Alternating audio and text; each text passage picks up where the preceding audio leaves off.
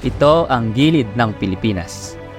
Sa videong ito, samahan niyo akong pasyalan ang Pacific View Deck na kung saan tanaw ang buong Pacific Ocean.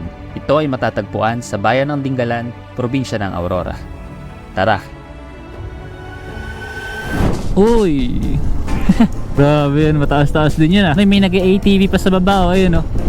Sa baba oh. Take off. Kaya page nyo po. Ano ba? Yung page nyo po. Da Motovlog po. Da Motovlog, DA. Motovlog po. Motovlog, DA.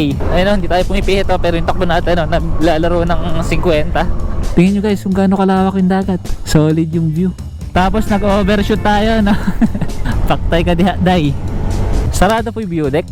Sarado sir, pero meron pong bago dyan. Yan lang. Hindi na po yung dati.